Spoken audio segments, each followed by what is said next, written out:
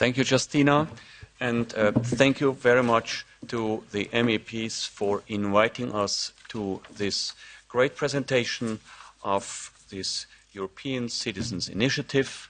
It's a privilege to be here and to assist this project, and I shall not start without thanking the 7 European citizens that had this brave idea to start this European Citizen Initiative. Thank you very much.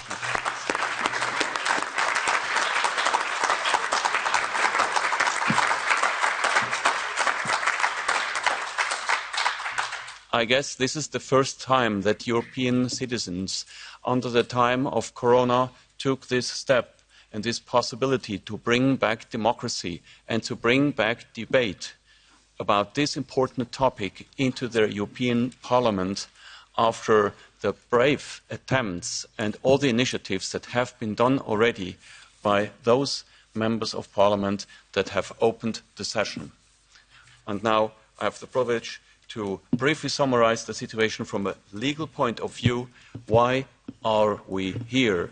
Because we all experienced since early 2020 an unprecedented excess and abuse of power of governments at the same time all over the world.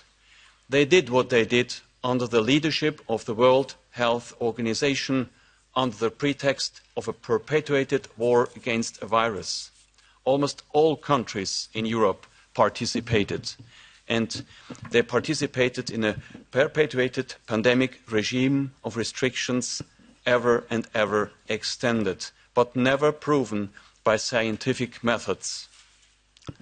Scientific best practice standards and fundamental human rights were totally put aside.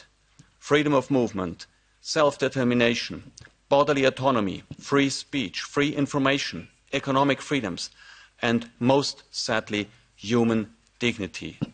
No chance for a defense against this excess of power. No effective judicial control. I had to experience that with many of my fellow lawyers in the past 3 years. Every case anew, we had the hope to actually make the judges consider the legally relevant facts, but we failed. In none of the many court cases, judges were willing to listen. Now, and even no parliament in Europe until these days called its government back to reason, back to normal, even until these days. And what otherwise would be considered the normal thing to do, a global basic standard of quality management, meaning a serious reassessment in order to learn from the past for the future, that seems doesn't to exist anymore under WHO's COVID pandemic. And under this regime, millions of people and also the economy suffered from useless and harmful countermeasures. People were forced into millions of days of quarantine, isolation, masks, regular testing, restriction, and so on and so on. Even children had to do and to suffer all of this.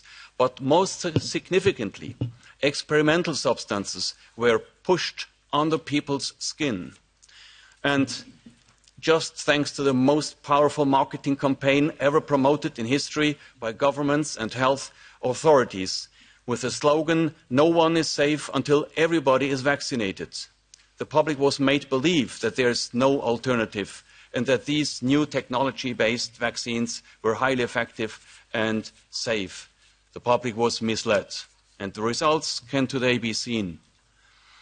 Now, this is the most dangerous aspect in the past 3 years. It was the violation of the integrity of our body, our right of self-determination to make our own choice regarding what kind of medication we want to apply. And we want to do it based on accurate and correct information. And this is why we are here today. There was no protection of this most personal and most vulnerable aspect of our life in the past, and there will be no in the future if we don't act today. Even less protection, because now the WHO is about to finalize its ultimate extension of power, and instead of looking back and correcting the errors and give back the power of give back power to free competition of science, they continue with even a stricter power grab. And the European Commission has established a series of regulations and even a small agency, pandemic agency called HERA, as the junior partner of WHO. And just recently, some weeks ago, we have learned about the digital COVID certificates. Now, today, these brave 7 European citizens from 7 different EU countries have decided to take action with this instrument of the European Citizens' Initiative. This initiative allows EU citizens to directly participate in EU legislation and in policy making, and under such an initiative, European citizens can invite the European Commission to take action in areas where the Commission has the power to legislate. Now, with this ECI, the abbreviation, these brave European citizens do request the Commission to adopt a comprehensive set of legal acts that recognize and strengthen the protection of individual sovereignty and responsibility for all decisions that impact individuals and their children, including medical choices. These principles are grounded in the fundamental rights of human dignity and integrity in many different conventions, among others, not only in the Charter of Fundamental Rights of the European People. Article 3 reads, "Everyone has the right to respect for his and her physical and mental integrity in the fields of medicine and biological. The following must be respected, in particular, the free and informed consent." And free and informed consent means that it's based on true and accurate information. And there are many other conventions. I spare you with the list, but just as a small hint, the United Nations has issued a series of relevant, supportive, and very important conventions. But one is of particular importance in this respect, and this is the International Covenant on Civil and Political Rights, concluded in 1966, because in its Article 7 it says no one shall be subjected without his free consent to medical and scientific experimentation, and this even applies in times of public emergency which threatens the life of the nation and the existence of which is officially proclaimed. So this is mandatory international law and must be respected and shall be put into this initiative as a driving factor. Now, this is a small first step, but it is an important one. And it will be a first important step to defend our right of self-determination and to say no to every power that ignores personal integrity, and to defend the right to decide what we want to have in our body and in the body of our children. It shall be also seen as a start of a wider campaign across Europe and the world to finally establish and foster public debate and public awareness of the ever more restrictive, authoritarian and totally anti-democratic global development of WHO. Together, we will restore democracy. We will bring back human rights and human dignity to our countries and bring those who tried to abolish all of these principles and values to justice. Thank you very much.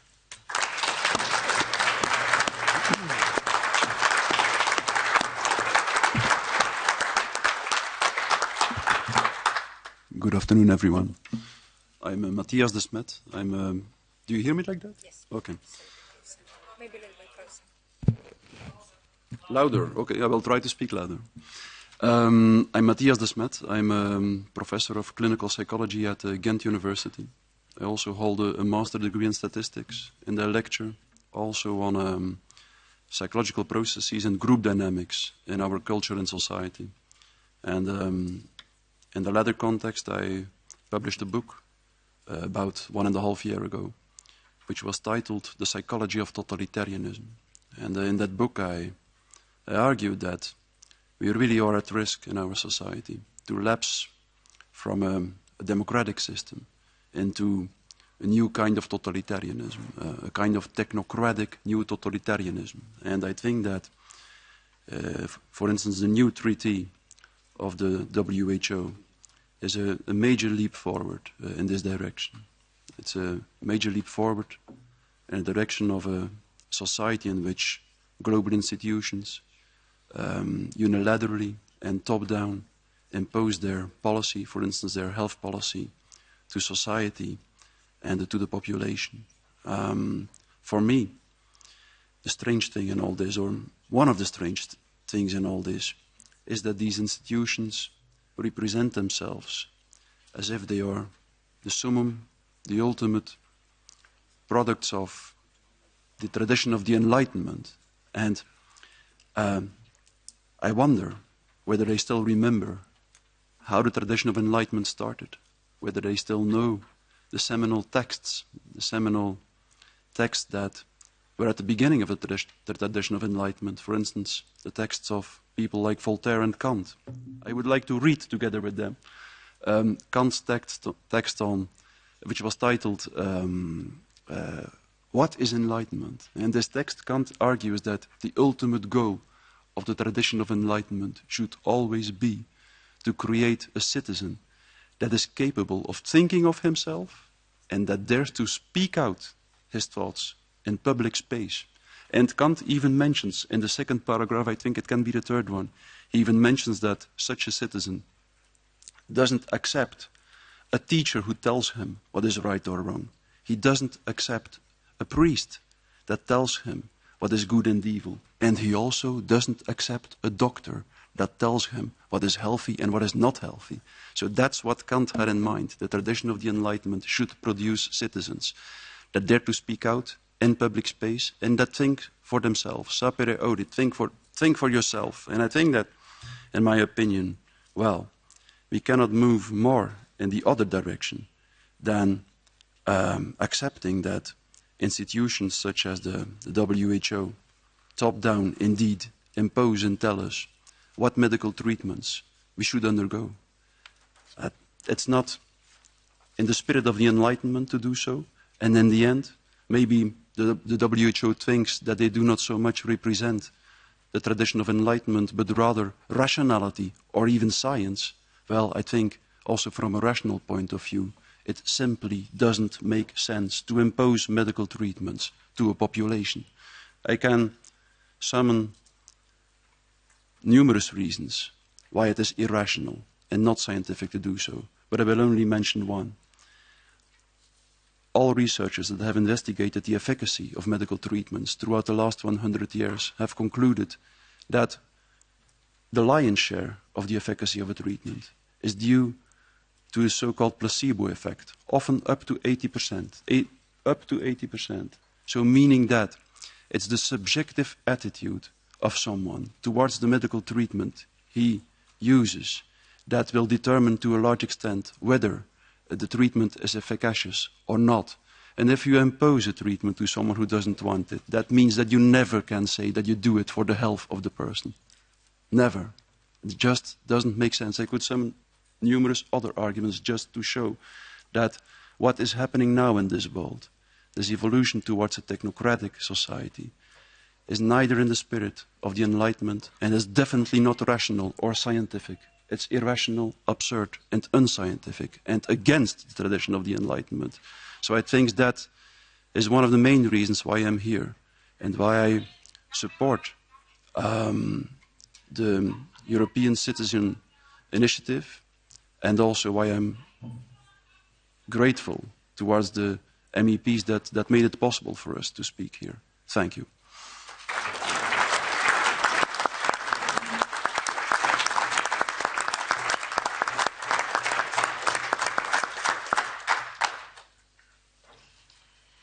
Good afternoon, ladies and gentlemen. My name is Justina Walker, and I am here today as a Polish citizen and one of the 7 European citizens to introduce to you this European Citizens Initiative project that we have been working on.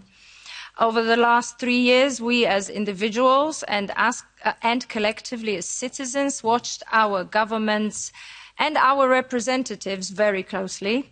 We voiced our opinions, we've marched the streets to be heard, and we made every effort to create a dialogue.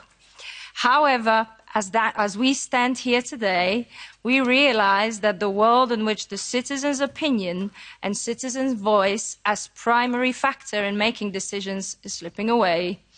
We have seen non-governmental entities injecting themselves into our health, into our homes, into our privacy and into our wealth.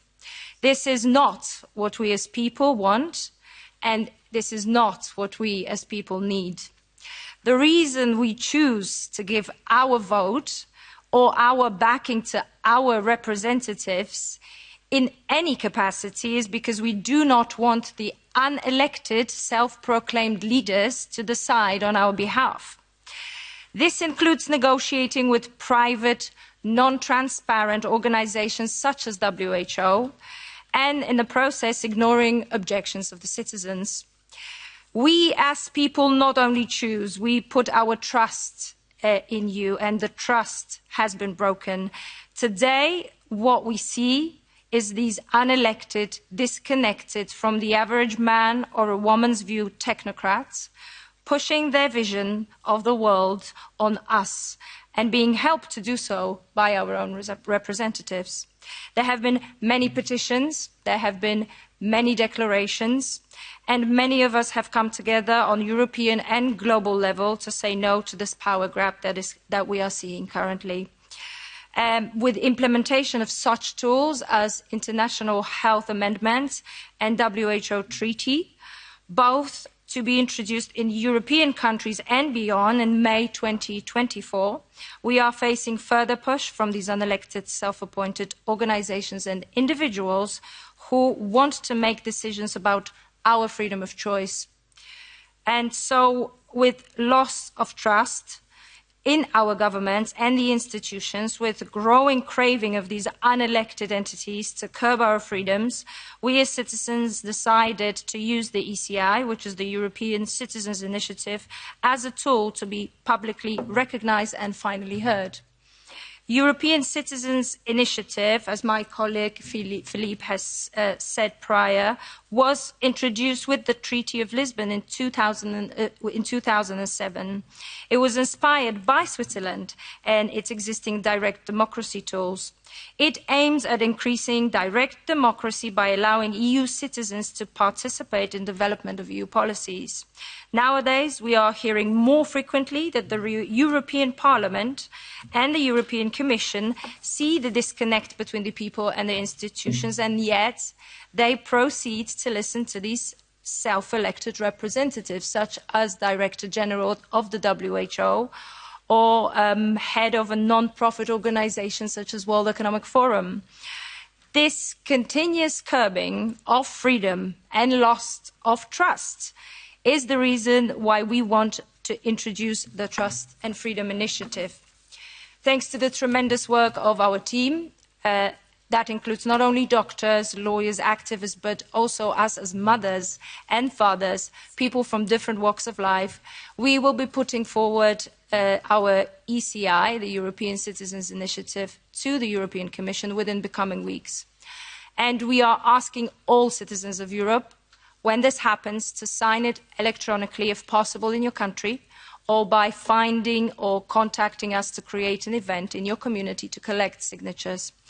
This is the opportunity for your voice to be heard, your voice as an individual and your voice as a collective, so that these grand halls and chambers of European institutions where the lobbyists negotiate their private agendas to the detriment of all of us, not only echo somewhere there in the distance, but reverberate loud our objections, starting here in Brussels. Within the next months, we aim to collect 1 million signatures across Europe to show our unity. With a team of lawyers, the Trust and Freedom Initiative is being prepared, and all information will be available here in Europe, but also globally via our social media and website. What we need is to adopt a comprehensive set of legal acts that recognizes and strengthens the protection of every individual citizen, every man, every woman, every child. I want to thank the MEPs for standing with us and supporting our effort. I also want to say that the success of the initiative can only be achieved together by all of us here in Europe, no matter who we are and where we come from. What we need is trust and freedom, and both cannot be dictated by few, nor ignored by those who we choose to represent us. Because freedom is for no man to take, and trust needs to be earned, not bought. Thank you.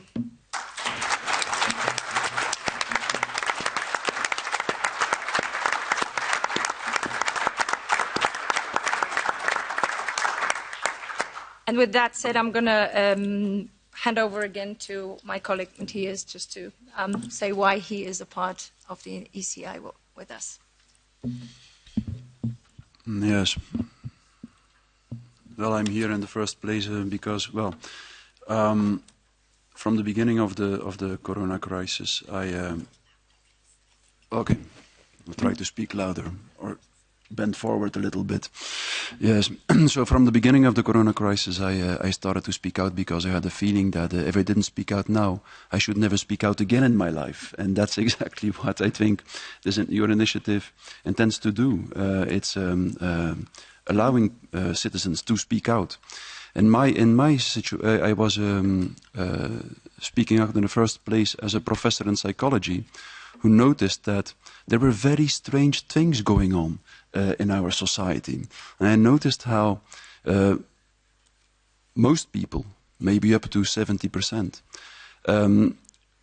bought into a narrative that in so many respects was utterly absurd and blatantly wrong. And I just noticed how people in one way or another seem to lack all capacity to take a critical distance of the narrative that was seizing power in society. And at the same time, so I noticed, for instance, that this narrative dramatically overrated the dangerousness of the virus immediately. I immediately noticed that. I noticed that probably by the mortality of the virus was overrated with a percentage of about 1,000%. I think it was rated 10 times more mortal than it actually was, and also people seem to be blind collectively for the collateral damage of the measures. And that, for me, was the moment when I decided to try to bring to people's attention what psychological processes could have been happening there.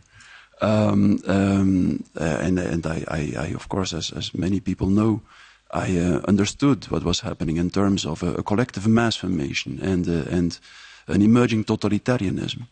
And at the same time, as I was thinking about the phenomenon, I noticed that the historical examples of similar situations in which mass formations emerged all showed that the only thing we can do about such a situation, about such a collective group dynamic where people become collectively blind and start to become extremely intolerant for people who think differently, that the only thing you can do about this is continuing to speak out.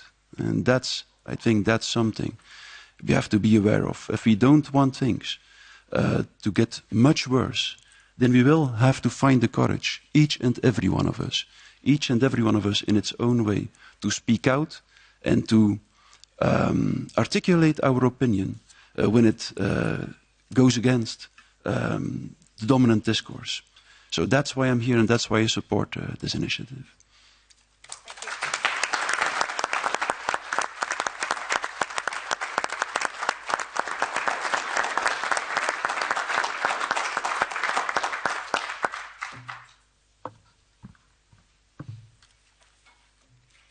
Good afternoon. My name is Dr. Maria Hubmer-Mock. I'm a medical doctor and mother from Austria. And over the past years, I became an activist. Lockdowns for the unvaccinated and mandatory vaccination in my home country showed me how fast steps can be set by the people in power. I want to express my heartfelt gratitude to the MEPs for their bravery and for taking a stand against the draconian measures over the past years. And I want to thank my fellow colleagues here that bring in the initiative. I want to thank today's speakers.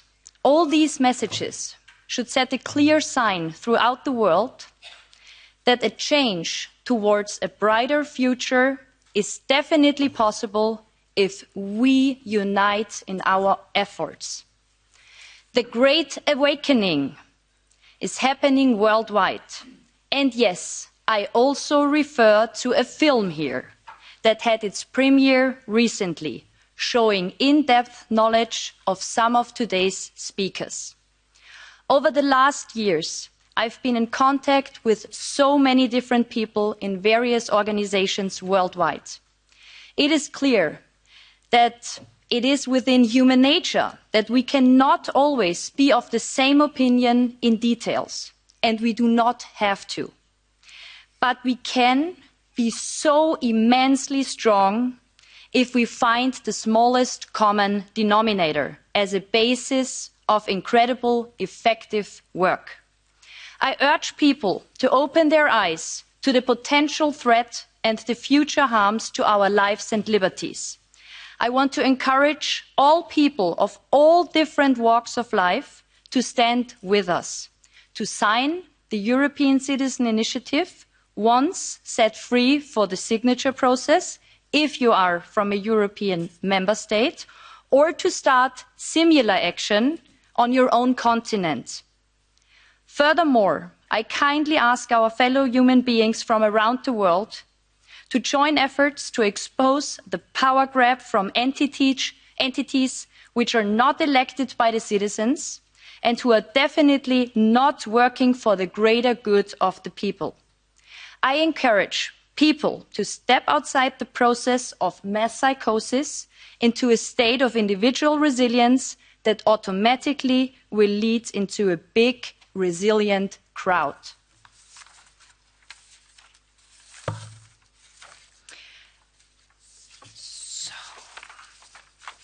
Here we go. Reach out to your regional communities and politicians. Make them aware of what is happening. The ECI will help to encourage people to take action. We are many, and we will be so many more soon. I want to bring up a quote by J. Edward Griffin. He said that any change in history has been made by the 10 to 15%. We are, by now, way more already. We have reached the critical mass. People from all walks of life are invited to join forces, because now is the time for the inspirers of change, the planters of seeds and the bringers of truth, for the independent media that has the courage to break through, for the filmmakers that reveal the lies to free our minds, for the singer-songwriters and poets to write and sing of freedom and liberty, for the artists to create a new picture of the world, for the scholars of law who uphold honesty and integrity, for the wisdom of the healers, teachers and guides who remind us that the truth is in sight if we only look and see. Now is the time to see that the light is more powerful than the darkness could ever be, and nurture our resilience deep within. Independent media is a key factor and so important. Thank you to all media outlets. Thank you to the independent media for spreading crucial information and to report on today's initiation event. I also want to remind us all that yesterday, on July 3rd, was Julian Assange's birthday. We send Julian our best wishes, and I want to quote Goethe, who said, "The living should hope."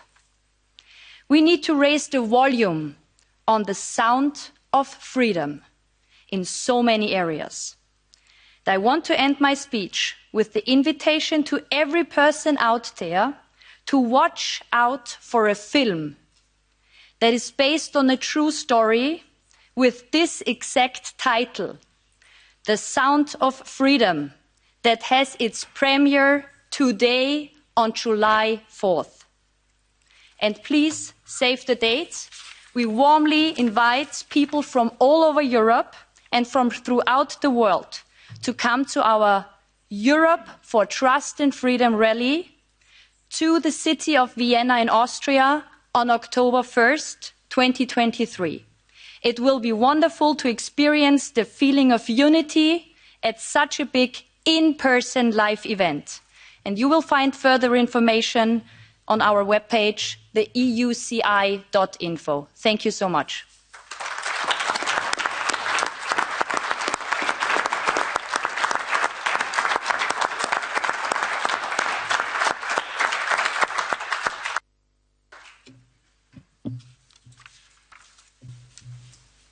Is among all options the World Health Organization an organization we should trust?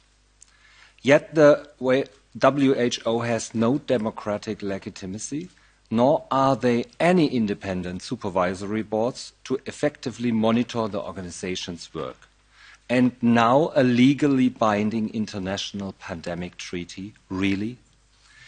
I'm the father of 4 children. I have been a lawyer for 28 years now, and I'm involved as an advocate for fundamental rights and democracy with the German Lawyers Association, Lawyers for Enlightenment. And since the last weekend, also a member of the International Association of Lawyers for Human Rights, which we have founded is exactly last weekend in Cologne to unite all critical thinking lawyers worldwide who still care about human rights.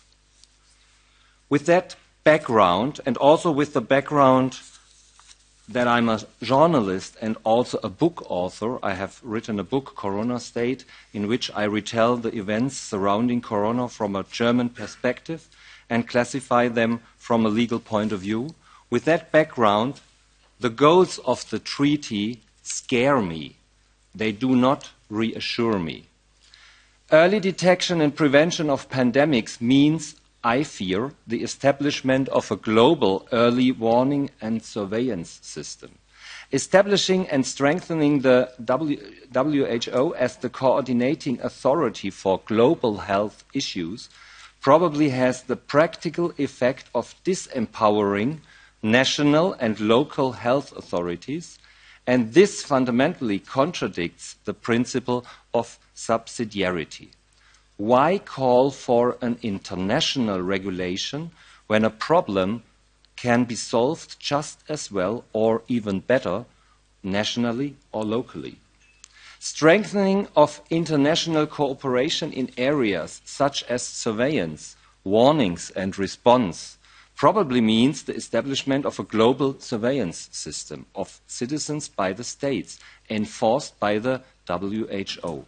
And this amounts to a complete control and foreign domination and measurements, such as restrictions of the freedom to travel, the right of residence, freedom of movement, and all of them would probably be very easy to implement under those circumstances.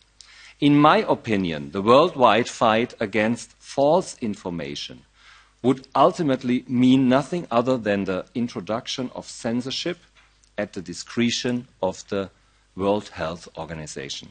All 4 goals would lead to a global surveillance and paternalism system of the World Health Organization. In the past corona pandemic, for example, the WHO showed through a global failure that it was at no time able to assess the situation correctly. The transfer of power to an anonymous, non-democratically legitimized organization with mafia-like structures, which is supplied from dubious sources of money and is close to the pharmaceutical lobby, to put it mildly, and which in future is to determine uncontrollably when a pandemic has broken out, when it is over, and how people worldwide are then to behave, is to be decisively rejected. The whole thing is made even more dramatic by the fact that governments, like the German government, are now linking the pandemic treaty issue with the second issue, climate change. Those who argue in this way obviously want the World Health Organization to be able to declare health crisis at its discretion and send people into further lockdowns or other measures as needed. But I do not want an anonymous world organization to decide for me, and certainly not for my children. I don't want anyone like those organizations to decide in future how to behave, how I have to behave in a crisis that may once again not be a real one, but only a man-made one. Jurists like me reject ideologies and totalitarian movements with a claim to absoluteness. I reject that an abstract construct of a public health is declared the global goal for all, whereas personal health has to take a backseat. Decisions on how to deal with health and illness must always be made by the individual and must not be shifted to the international level and an opaque network of organizations and responsibilities.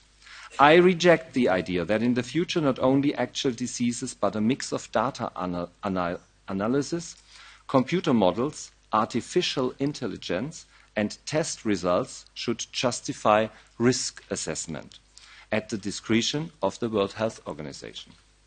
If the treaty plans outlined were to be realized, decisions on how a society should deal with diseases, prevention and epidemics, and that could be any wave of influenza, would be removed from the democratic process in many ways.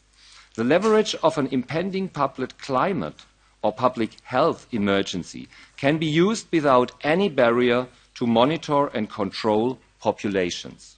According to this logic, the monitoring must take place permanently, because otherwise, according to this logic, it is not possible to recognize at an early stage when a state of emergency is imminent.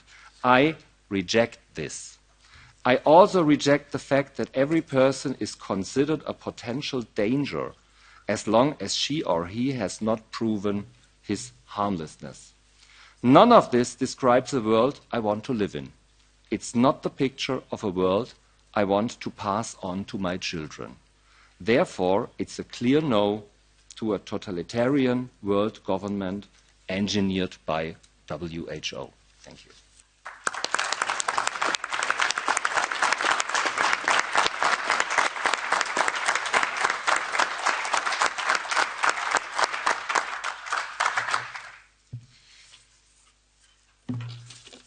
Hi, I'm known as Vicky Ketjon from Portugal. My name is Isabel, and several names that never end, so I'm not going to tell them all. We the Portuguese like lots of names. So, ladies and gentlemen, I would like to deeply thank the members of the European Parliament that invite us to support the European Citizens Initiative. It is with my great gratitude and heart that I will say, in behalf of the Portuguese people, thank you very much for this opportunity, and for our Lusitano soul finally are represented here in this Parliament, the Portuguese soul. Sam, thank you very much. We have never, thank you.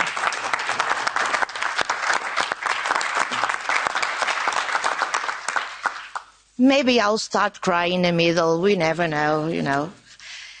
We have never experienced a moment as in the last 3 years. People are afraid to say what they stand for, afraid to say what they are thinking. The suppression of dissident voices has and is well calculated. Move across the mainstream through censorship, disqualification of truth, repeating daily false reports of virus, death, war, crime, and now about a simple fact of biology, gender. At the beginning of 2020, thousands of scientists, doctors, health professionals were silenced. Accounts and holders of sovereign bodies in many countries were censored. Hundreds of thousands of posts were deleted out from brainwashing, censorship and condition of all kinds of freedom movements. The neuro-linguistic method used by repeating a narrative succeeds in frightening most people into an unspeakable obedience. Now they are using it again. In Portugal, as well in many other countries, access to health, medical treatments, consultation, diagnosis and surgery have been cancelled. The consequences of these measures are too serious to be ignored here or all over the world. And these consequences will last for several years yet to come.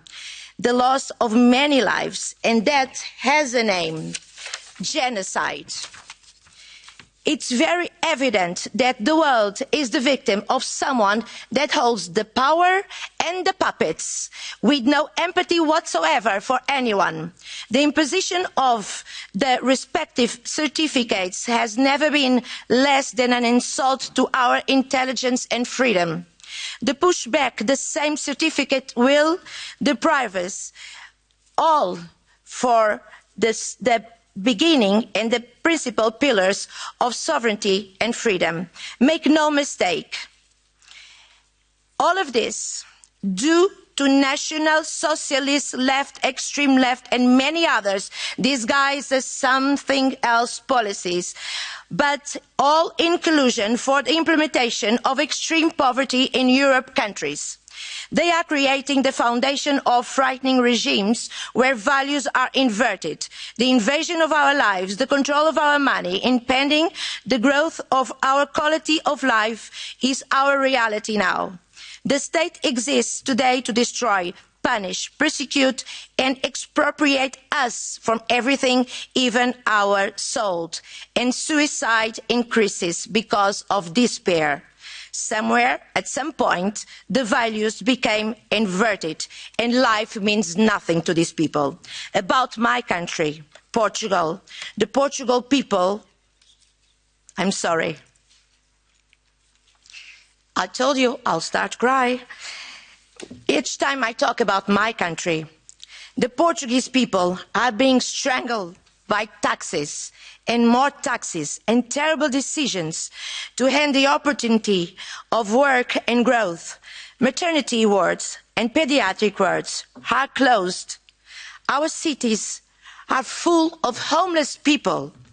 Too many lost their houses to banks that double their raise interest too soon with no warrant. I wonder, what are the Portuguese parliamentarians doing here in this house? What they are doing about this and so much more I will have to say. This European formula is not working for us anymore. It is time for the European Union to recognise that we are on the brink, on the end of the European social project. It doesn't exist. What exists now does not represent European people, where they are almost no Europeans at all. That's one other reason, amongst many other reasons, that people, as well as this Parliament, must support the European Citizens' Initiative in order to become truly a project to safeguard us and not to destroy and exclude us from our homeland and safety. The solution is to work with us and not against us, so this Parliament becomes our European home again. Finally, we don't ask, we legitimately demand that these rights, the rights of children, must be respected in the first place, and that this whole doctrine of sexualization with a clear path towards the normalization of pedophile ends right now. May this institution emanate with dignity that respect for the innocents and for all families without any distinction of orientation. Family is family, no matter what, as long as they defend and preserve the dignity, respect and safety of a child. I know that because I'm the mother of 5 and grandmother of 7. Children do not belong to the state or any organization whatsoever. Our human rights are inalienable, just like our freedom, and we do not recognize the WHO legitimacy to decide strictly anything about our lives. The World Health Organization aims for countries to surrender their sovereignty. But let me say this very clear. No one has the authority to hand over the sovereignty of a people to a third party without clear information and total consent. And if they do so by changing or overstep our constitution, it will be high treason to homeland.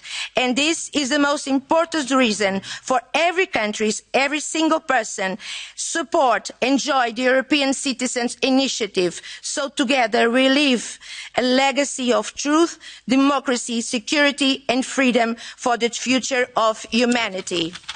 Today, with the strength of this initiative and your strength, your example, the parliamentarians that invite us here and support us through all these 3 years, may the world and Portugal listen to these words and support our initiative. And for my fellow resilience and resistance people in Portugal, I will always end like we always do. People like all of us, we never, never give up. Thank you very much for having me and listening to me. Thank you. Obrigada.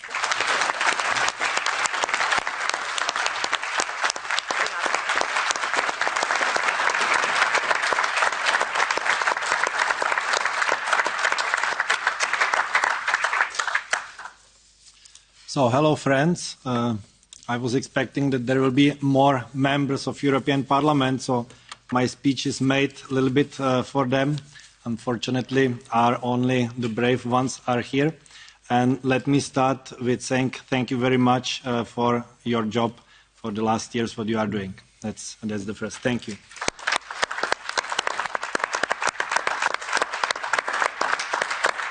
Thank you especially to Mr. Kolakusic, who invited us, and to Christina Anderson, who supported the initiative with very strong words.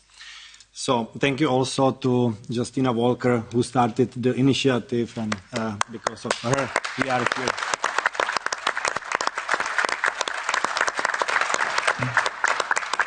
So my name is Ladislav Vrabel. I come from Czech Republic, and I wrote my speech because English is not my native language. I came here from a country where people are arrested, sent to the court and punished for their political views, where the state is censoring private media and its own citizens. I myself have been illegally arrested and sentenced for my political views. You can read on the Home Office website that the government is paying communication experts and psychologists for strategies to prevent political ideas of activists from reaching the public. People in my country are forbidden to obtain information, are manipulated by the omnipresent propaganda, and are afraid to speak their minds. The trend is not improving. On the contrary, the European Parliament is preparing new laws to control the content on social media. That means, and I'm not now talking to you particularly, but those members who are not here, that means you are about to silence the people who gave you the voice. And even more than this, you are handing over this power to a largely privately founded and controlled organization, the WHO. So, tell me, honourable members, why we voted you? To forbid us from getting information? To censor the public discussion? To hand over the power of decision to a rich private investors? Look, Bill Gates is a person like me, like you, or like my colleagues here. if we assume living in a democracy, I mean, Bill has the same rights and responsibilities under the law as any other person, right? We know that. People didn't elect him to make laws for them. So if you transfer the right to make decisions, which you got by the people electing you, to private investors, you have destroyed parliamentary democracy. And if you allow these landlords to tell us when we can and cannot leave the house, when we can cross city or state borders, or what we, the people, can and cannot say, you have turned our democracy into a new version of feudalism, because they are landlords. So let's wake up from this terrible dream. Freedom of speech cannot be limited without being lost. So let's speak openly, publicly, loudly, and free. I would like to comment what Matthias Desmet, the hero, said in the beginning, because he is the example. He is the one who convinced me to continue to speaking. Even I was arrested, sentenced by the court and prosecuted, because we really have to keep speaking. This is when the totalitarian is coming, when the people are afraid, they are counting on us that we will be speaking. There are many bright people here I met, amazing people from all the world, and thank you all that you are speaking. I think this is the major thing what we have to keep, speaking openly and freely. So let's go back to the freedom. Power to the people. I'm not sure if we win, but let's give it a chance. All people for freedom together. Thank you very much.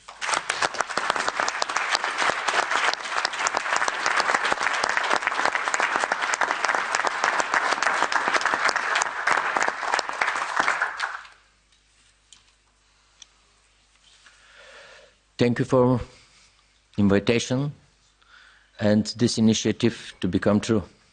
Ladies and gentlemen, it's an honor for me to present Bulgaria.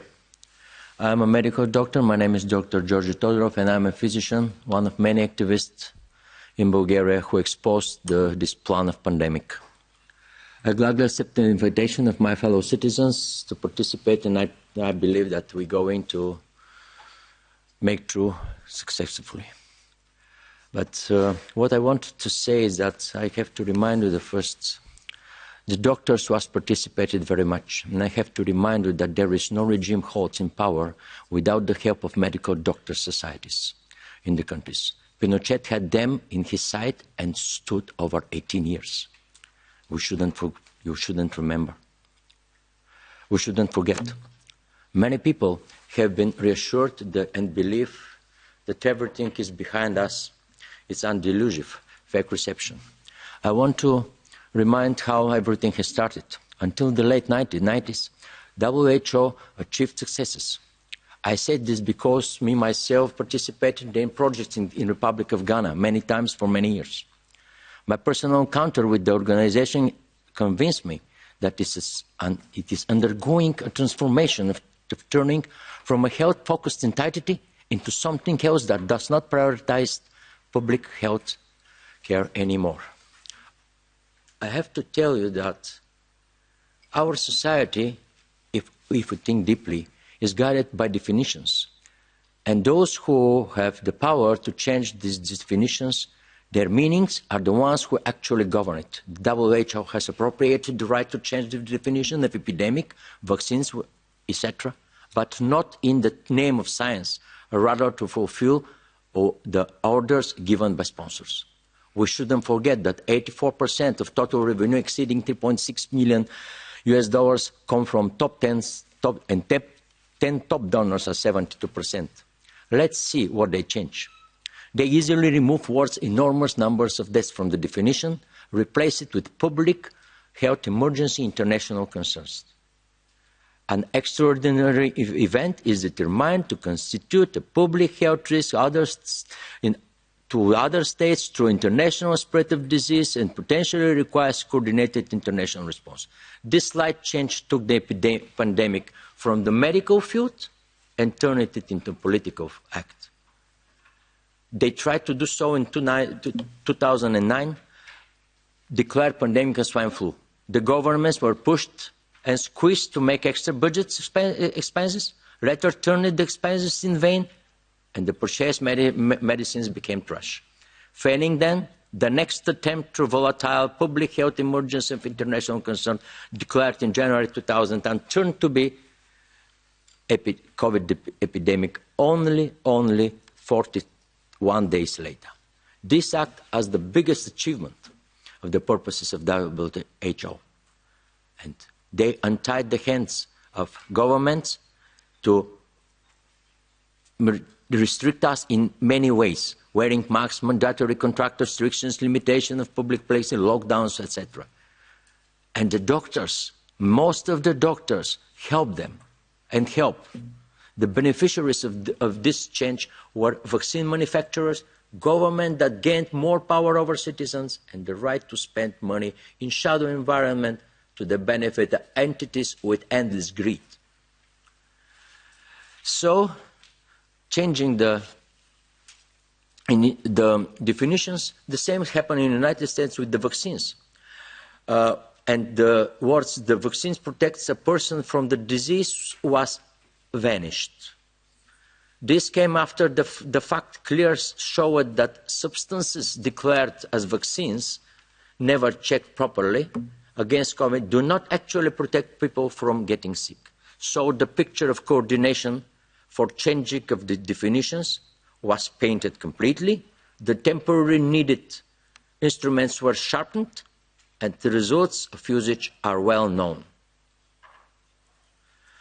The previous speakers gave a detailed picture of the upcoming treaty, but foremost mentioned pandemic agreement finally aims to become a system for completely electronic control of people in all WHO members under the fragile guise of healthcare. The WHO recently declined anticipation for new pandemics in advance. They are acting as predictors of last instance, when the disastrous level of the competence of their officers is obvious. Is it really need we to sign anything? I don't think so. For a better understanding, it should be emphasized once again that fear will always be the first choice for the WHO and its associated health authorities in different countries, because it is the only way to ensure that at least the majority of citizens will play along. It is time for countries to leave this organization, whose true aim is to trample of our human rights and freedoms. We in Bulgaria did the first step towards our exit from WHO. Bulgaria is the only country in the world where an organization called Bulgarian Alliance for Decent Life organized official nationwide signature action, support the exit of Republic of Bulgaria from WHO and for withdrawal from all agreements. We took over 30,000 signatures for only 16 working days and officially led Bulgarian National Assembly to undertake for political action as the law says. Discussion and mandatory vote. Police officers and Bulgarian prosecutors were not eager to work for repression in Bulgaria from the first day of the pandemic, or rather supported silently and sometimes publicly as in their majority. This actually turned Bulgaria to be the island of freedom and peaceful resistance. We minimized the fate of mainstream media. The humiliation from the official government forces was minimal or none. We made them useless for the goals of WHO, especially the Ministry of Health. We humiliated them, put them in humiliation in front of society, and their sponsors thus led to deterioration of the reputation of WHO, European Medical Agency, because we exposed the results of the vaccines publicly, and unfortunately the European Commission, because of the obvious but even disastrous results. I have to tell you that without freedom there is no health. And this is my first word become something like narrative in Bulgaria. Our New Citizens initiative should mark the beginning of the end of WHO and similar to them organizations with their attempts to regulate and rule our lives. And finally, achieve views of truth, trust and freedom in the society. Thank you very much for your attention.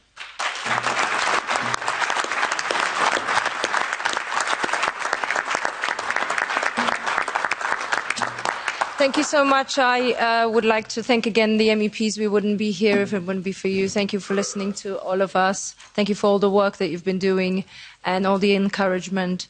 I would like to ask the international speakers to join the panel and give us their views.